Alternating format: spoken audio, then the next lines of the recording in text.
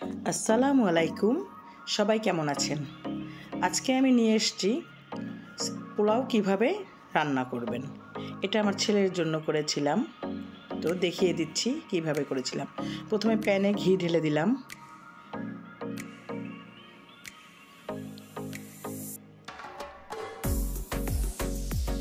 এরপরে সামান্য পেঁয়াজ দিলাম, পেঁয়াজটা বেরেস্তা করে নিব। এরপরে দিয়ে দিলাম 2 টুকরা দারচিনি, দিয়ে দিলাম 3 টুকরো তেজপাতা, 3টে তেজপাতা দিয়ে নাড়াচাড়া করে দিলাম। এরপরে দিলাম এলাচ, 3-4টে এলাচ।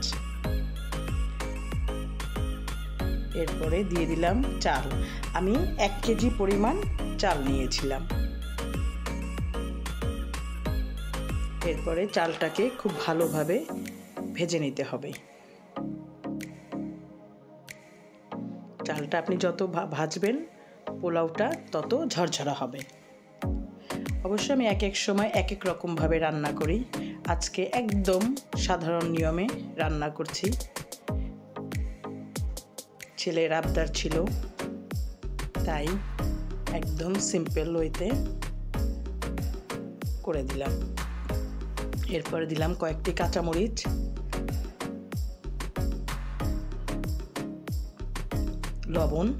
লবণটা আপনারা পরিমাণ মতো দিবেন।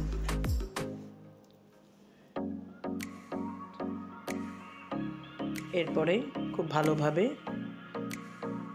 চালটা ভেজে নেব।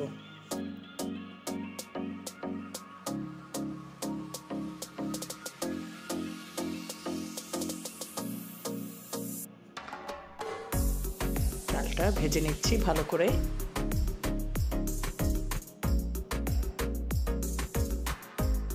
এরপরে দিয়ে দিব পানি। আমি পানি গরম করে রেখেছিলাম। পোলাওতে গরম পানি ব্যবহার করলে পোলাওটা ভালো হয়। মনে রাখবেন, চাল যতটুকু দিবেন তার থেকে দ্বিগুণ পানি দিবেন। আমি 1 কেজি চাল নিয়েছিলাম, আমি 2 লিটার পানি দিয়েছি। চাল যদি নতুন হয় তাহলে পানিটা একটু কমিয়ে দিবেন। চাল পুরনো হলে অবশ্যই যতটুকু চাল দিবেন তার দ্বিগুণ পানি দিবেন। এরপরে চালটা ভালো করে পানির সাথে একটু নেড়ে চেড়ে দিলাম।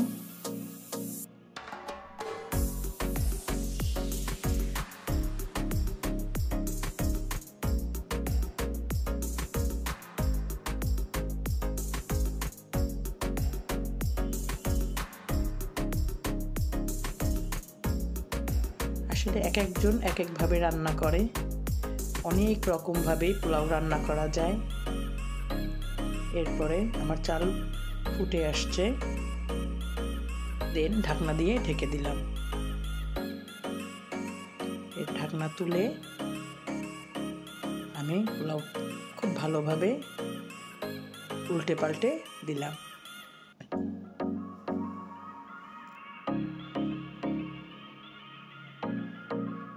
একটু উল্টে পাল্টে এরপরে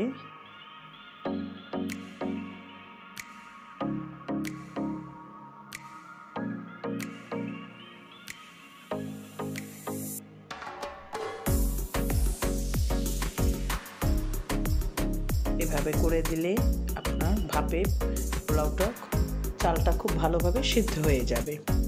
এরপরে ঢেকে দিলাম। একটি ফ্রাই প্যানের উপরে আমি পোলাওটা ভাপে দিয়ে দিলাম। পোলাও বিরিয়ানি জাতীয় জিনিস ভাপে দিলে অবশ্যই দিতে হবে এবং ভালো লাগে ভাপে দিলে।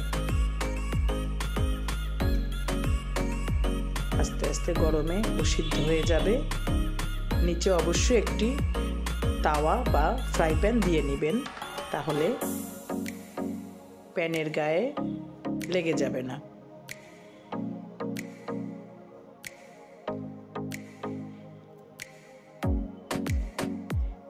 এরপরে আমি দিয়ে দিব আর একটু ঘি।